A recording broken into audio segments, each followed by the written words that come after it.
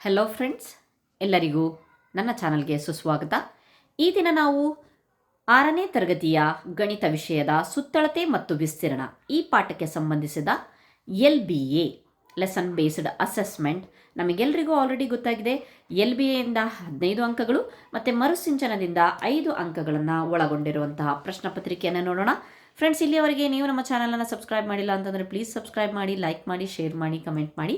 So ಕೊಟ್ಟಿರುವ ಉತ್ತರಗಳಿಂದ ಸರಿ ಉತ್ತರ ಆರಿಸಿ ಬರೆಯಿರಿ. ಇಲ್ಲಿ ಒಂದು ಪ್ರಶ್ನೆಗೆ 1 ಮಾರ್ಕ್ಸ್ ಥರ 4 ಕ್ವಶನ್ಗಳಿದ್ದಾವೆ. ಸೊ 4 ಅಂಕಗಳು. ಬಾಹುವಿನ ಅಳತೆ 10 ಸೆಂಟಿಮೀಟರ್ ಇರುವ ಚೌಕದ ವಿಸ್ತೀರ್ಣ, ಇದು ಸುಲಭದ ಒಂದು ಕೆಟಗರಿಗೆ ಬರುತ್ತೆ. ಸೊ ಇಲ್ಲಿ 4 ಆಪ್ಷನ್ಸನ್ನು ಕೊಟ್ಟಿದ್ದೀವಿ. ಸೊ ಕೊಟ್ಟಿರುವ ಕಾಂಪೌಂಡ್ನ ಸುತ್ತಳತೆ, ಇಲ್ಲಿ ಕಾಂಪೌಂಡ್ ಇದೆ, ಸೊ ಇದು ಸುಲಭಕ್ಕೆ ಸೇರಿದೆ. ಪ್ರತಿ ಚೌಕದ ಉದ್ದ 1 ಸೆಂಟಿಮೀಟರ್ ಇರುವ ಛಾಯೀಕೃತಗೊಳಿಸಿರುವ ಭಾಗದ ಸುತ್ತಳತೆ ಸುಲಭ.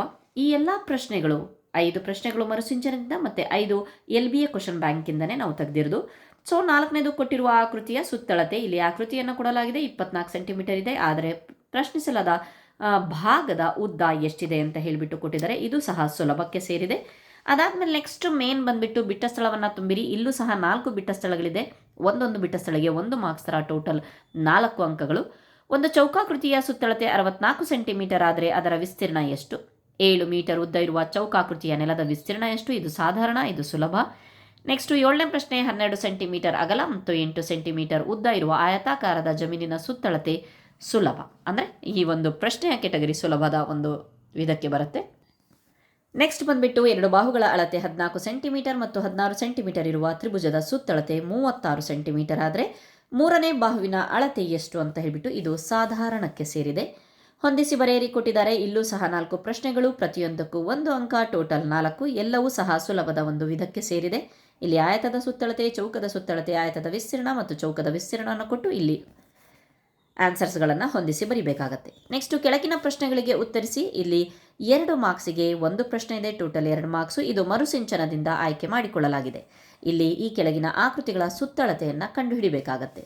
ಓಕೆ, ನೆಕ್ಸ್ಟ್ ಆಕೃತಿಗಳ ವಿಸ್ತೀರ್ಣವನ್ನು ಕಂಡುಹಿಡಿಯಿರಿ. ಪ್ರತಿ ಚೌಕದ ವಿಸ್ತೀರ್ಣ 1 ಚದರ ಸೆಂಟಿಮೀಟರ್ ಇದೆ. ಇಲ್ಲಿ 3 ಏನಿಲ್ಲಿ ಸಬ್ ಕ್ವಶನ್ಸ್ ಇದೆಯಲ್ಲ, ಅದು 2 ಮಾರ್ಕ್ಸ್ ಈಚ್, ಹಾಗಾಗಿಬಿಟ್ಟು 6 ಮಾರ್ಕ್ಸನ್ನು ಕೊಟ್ಟಿದ್ದೀವಿ. ಸಾಧಾರಣಕ್ಕೆ ಬರುತ್ತೆ. ಓಕೆ, ನೆಕ್ಸ್ಟ್ ಬಂದುಬಿಟ್ಟು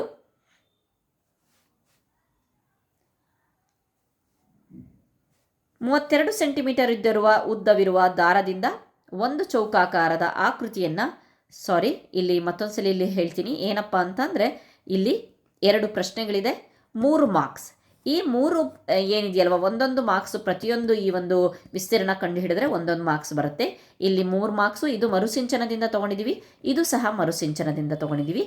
ಈ ಒಂದು ಪ್ರಶ್ನೆ ಇದಕ್ಕೆ 3 ಮಾರ್ಕ್ಸ್. ಓಕೆ, 3 ಮಾರ್ಕ್ಸಿನ 2 ಕ್ವಶನ್ಗಳು, ಇದೊಂದು ಕ್ವಶನ್, ಇದೊಂದು ಕ್ವಶನ್. ಇದು ಮರುಸಿಂಚನದಿಂದ, ಇದು LBAಯಿಂದ. ಟೋಟಲ್ ಇಲ್ಲಿ ನೋಡ್ಬೋದು ನೀವು, ಮೇಲಿನ ಪ್ರಶ್ನೆ ಮರುಸಿಂಚನದ 2 ಮಾರ್ಕ್ಸು, ಇಲ್ಲಿದೊಂದು 3 ಮಾರ್ಕ್ಸು. ಸೊ ಟೋಟಲ್ 5 ಮಾರ್ಕ್ಸ್ ಮರುಸಿಂಚನದಿಂದ ಬಂದಿದೆ. ನೆಕ್ಸ್ಟ್ 32 ಸೆಂಟಿಮೀಟರ್ ಉದ್ದ ದಾರದಿಂದ ಒಂದು ಚೌಕಾಕಾರದ ಆಕೃತಿಯನ್ನು ಮಾಡಿದರೆ ಪ್ರತಿ ಬಾಹುವಿನ ಅಳತೆ ಎಷ್ಟಿರುತ್ತೆ? ಇದು ಕಠಿಣಕ್ಕೆ ಸಂಬಂಧಪಟ್ಟಂತ. ಸೊ ಅದಾದಮೇಲೆ ನೆಕ್ಸ್ಟು ಮಾದರಿ ಉತ್ತರಗಳು ಸಹ ಇದೆ. ಸೊ ನಿಧಾನವಾಗಿ ಪೇಜನ್ನು ಸ್ಕ್ರೋಲ್ ಮಾಡ್ತೀನಿ, ನೀವು ನೋಡ್ಕೊಂಡು ಹೋಗಬಹುದು.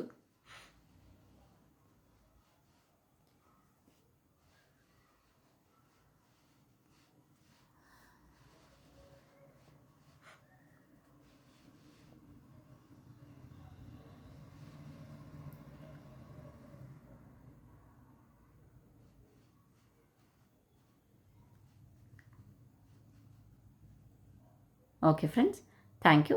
ಇಲ್ಲಿಯವರೆಗೆ ನಾವು 6ನೇ ತರಗತಿಯ ಸುತ್ತಳತೆ ಮತ್ತು ವಿಸ್ತೀರ್ಣ ಗಣಿತ ವಿಷಯಕ್ಕೆ ಸಂಬಂಧಪಟ್ಟಂತಹ ಈ ಒಂದು ಪಾಠದ LBA ಪ್ರಶ್ನೆ ಪತ್ರಿಕೆಯನ್ನು ನೋಡಿದ್ವಿ. Thank you.